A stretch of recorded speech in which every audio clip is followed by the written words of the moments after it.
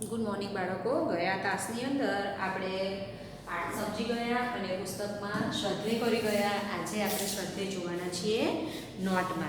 ચલો, તો પહેલો છે શબ્દાર્થ. તો શબ્દાર્થ આપણે પુસ્તકમાં જોઈ જ ગયા છે અને નોટમાં આપણે લખીએ છીએ એ પ્રમાણે લખવાના. નવા પાના ઉપર પાઠ નંબર અને પાઠનું નામ લખી દેવાનું. પછી શબ્દાર્થ કે બાતોની એટલે બહુ જ બોલને વાલા, તાલ તલૈયા એટલે छोटे बड़े तालाब, तरकीब એટલે ઉપાય, કીચડ એટલે પાણી और मिट्टी का चिपचिपा मिश्रण, नगर એટલે શહેર અને प्राण निकलना એટલે मर जाना.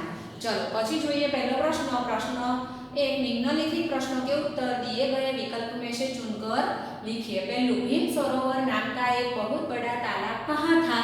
तो भीम वन, चंपक वन, नंदन वन. तो के चंपक वन में जवाब क्रम છે બ, એટલે અહીંયા આપણે લખીશું ब. चलो बीजू, तालाब में बहुत सारे क्या थी? मछलियां, घड़ियाल, कंकर. तो के मछलियां थी. तो जवाब क्रम છે अ, એટલે અહીંયા આપણે જવાબ क्रम લખીશું अ. चलो त्रीजू, बगुले और हंस कहाँ आते थे? नदी में, समुद्र में, तालाब में. तो के तालाब में आते थे. तो जवाब क्रम છે क, એટલે અહીંયા લખીશું क. चलो આગળ, कछुए का नाम क्या था? तो किन्नू, मिन्नू, किंटू. तो के कछुए का नाम किन्नू था. जवाब क्रम છે अ, એટલે અહીંયા લખીશું अ. चलो पांचमું, लगातार कितने वर्ष वर्षा नहीं हुई? 4, 3, 2. तो के 3 वर्ष. जवाब क्रम છે ब, એટલે અહીંયા લખીશું ब. चलो छठું, ताल तलैया का अर्थ बताइए. छोटे बड़े तालाब, नदी, तालाब, डर. तो के ताल तलैया એટલે छोटे बड़े तालाब. जवाब क्रम છે अ. सातमું છે, अंत में तालाब में केवल क्या रह गया? कंकर, पानी के कीचड़. तो के अंत में तालाब में कीचड़ रह गया. जवाब क्रम છે क, એટલે અહીંયા આપણે લખીશું क. ચલો હવે જોઈશું આપણે આગળનો પ્રશ્ન નંબર 8. हंस एक लंबी क्या ले आए? लकड़ी, किताब के कागज. तो के लकड़ी ले आए. तो जवाब ने नीचे લીટી કરીશું. જવાબ क्रम છે અ, એટલે અહીંયા લખીશું अ. चलो नौमું, किन्नू ने लकड़ी को बीच से अपने किस में दबा दिया? पैर में, मुंह में के गले में? तो के मुंह में दबा दिया. जवाब क्रम છે ब, એટલે અહીંયા લખીશું ब. चलो 10મું, किन्नू कछुआ कैसे नीचे गिर पड़ा? धड़ाम, पटपट के फटफट. तो के धड़ाम से गिर पड़ा. जवाब क्रम છે अ, એટલે અહીંયા લખીશું अ. 11મું, चित्र में पानी के ऊपर कितनी मछलियां दिख रही है? 2, 3 के 4. तो जवाब છે 4, એટલે અહીંયા લખીશું જવાબ क्रम क. चलो 12મું, हंस को एक क्या सूझी? तरकीब, युक्ति, अ और ब दोनों. तो बाळको तरकीब અને યુક્તિ બંનેનો અર્થ એક સરખો થાય. તો આપણે અહીંયા જવાબ ક્રમ અ બ તો લખી શકીએ નહીં. તો આપણે અહીંયા જવાબ ક્રમ ક લખીશું, કારણ કે ક માં શું જવાબ છે? અ और ब दोनों. એટલે કે અ અને બ બંને જવાબ સાચા છે. એટલે જવાબ ક્રમ ક અહીંયા આપણે લખીશું. चलो ત્યાર પછી 13મું, नया शब्द का विरुद्ध अर्थ वाला शब्द बताइए. तो पुराना, पसंद के फटा. तो के नया तो पुराना. तो जवाब क्रम છે अ, એટલે અહીંયા આપણે લખીશું अ. चलो प्रश्न 2, निम्नलिखित प्रश्नों के उत्तर एक दो वाक्य में लिखिए. एक બે વાક્યમાં પ્રશ્નના જવાબ લખવાના છે. પહેલું, किन्नू कहाँ रहता था? तो जवाब છે किन्नू तालाब में रहता था. બીજું, किन्नू के दोस्त कौन थे? तो जवाब છે किन्नू के दोस्त 2 हंस थे. ત્રીજો પ્રશ્ન છે, किन्नू का स्वभाव कैसा था? ત્રીજાનો જવાબ છે किन्नू का स्वभाव बातूनी था. चलो चौथું, कौन 1 मिनट भी चुप नहीं रहता था? तो जवाब છે નો किन्नू कछुआ 1 मिनट भी चुप नहीं रहता था. चलो 5मुं, वर्षा न होने के कारण क्या हुआ? तो जवाब છે वर्षा न होने के कारण आसपास के सब ताल तलैया सूख गए. चलो 6ठું, कौन सा सरोवर सूख गया था? तो जवाब છે भीम सरोवर सूख गया था. 7મું, पानी न रहने के कारण अंत में तालाब में क्या रह गया था? तो એનો જવાબ છે पानी न रहने के कारण अंत में तालाब में केवल कीचड़ ही रह गया था. चलो 8મું છે, किन्नू हंसों की किस बात से उदास हो गया? तो એનો જવાબ છે हंसों की दूसरी जगह जाने की बात से किन्नू उदास हो गया. चलो 9वां प्रश्न है, हंसों की दूसरी जगह जाने की बात की तो कौन बहुत उदास हुआ?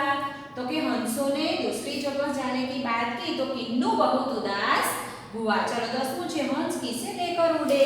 तो जवाब છે हंस कछुए को लेकर उड़े। चलो 11वां प्रश्न है किन्नू के लिए नया अनुभव क्या था?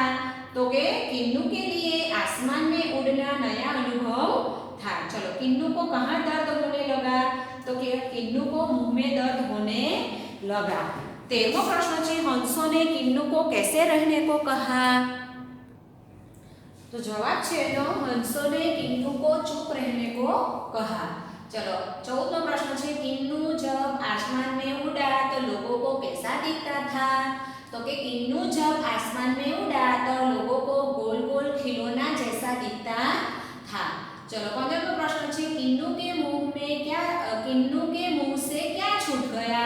तो जवाब है किन्नू के मुंह से लकड़ी छूट गई। चलो 16वां है अंत में कछुए के क्या निकल गया? तो अथवा बाळको અને એવી રીતે પણ કહેવાય કે अंत में कछुए का क्या हुआ? तो કે अंत में कछुए के प्राण निकल गए। चलो આગળ છે प्रश्न 3 निम्नलिखित प्रश्नों के उत्तर 3-4 वाक्यों में लिखिए। चलो पहलू છે किन्नू कछुए ने उदास होकर हंसों से क्या कहा? तो जवाब है किन्नू कछुए ने उदास होकर हंसों से कहा मित्र क्या मुझे मुसीबत में अकेला छोड़ जाओगे? मुझे भी अपने साथ ले चलो। चलो बीजो प्रश्न हंसों ने सोच विचार करके किन्नू को क्या कहा? तो कि हंसों ने सोच विचार करके किन्नू से कहा हम तुम्हें अपने साथ दूसरे तालाब में ले जाएंगे पर तुम्हें चुप रहना होगा। ત્રીજો પ્રશ્ન છે હંસ कछुए को कैसे लेकर उड़े? तो कि हंसों ने एक लंबी लकड़ी ली, दोनों ने उसे दोनों ओर से अपनी अपनी चोंच में पकड़ लिया। किन्नू ने लकड़ी को बीच से अपने मुंह में दबा लिया। इस प्रकार हंस उसे लेकर उड़ने लगे। चौथું છે नगर के लोगों ने एक दूसरे को दृश्य दिखाकर क्या कहा? तो एनो जवाब है नगर के लोग एक दूसरे को दिखाकर कहने लगे देखो देखो दो हंस कोई गोल गोल खिलौना लेकर उड़ रहे हैं। 5वां है किन्नू लोगों को क्या बताना चाहता था और अंत में क्या हुआ? तो जवाब है किन्नू लोगों को यह बताना चाहता था कि मैं कोई खिलौना नहीं हूँ, मैं एक जीता जागता कछुआ हूँ। पर जैसे ही उसने बोलने के लिए मुंह खोला लकड़ी उसके मुंह से छूट गई, वह धड़ाम से नीचे गिर पड़ा, उसके प्राण निकल गए। चलो આગળ છે પ્રશ્ન 4 વિરુદ્ધ અર્થ વાલે શબ્દ लिखो। બાળકો આપણે જોઈ જ ગયા છે એને વિલોમ શબ્દ પણ કહેવાય। તો પૂરી એનો વિરોધી છે अच्छी, શત્રુ તો કે મિત્ર, નયા તો કે પુરાના, ખુશ તો કે ઉદાસ, शाम तो के सुबह, आकाश तो के धरती। चलो प्रश्न 5 है वाक्य किसने कहा वो लिखिए। एमा पहलू है मित्र क्या मुझे मुसीबत में अकेला छोड़ जाओगे? कौन कहे छे? तो के कछुआ। પછી બીજું છે हम तुम्हें अपने साथ दूसरे तालाब में ले जाएंगे पर तुम्हें चुप रहना होगा। कौन कहे छे? तो के हंस। चलो ત્રીજું છે दो हंस कोई गोल गोल खिलौना लेकर उड़ रहे हैं। कौन बोले छे?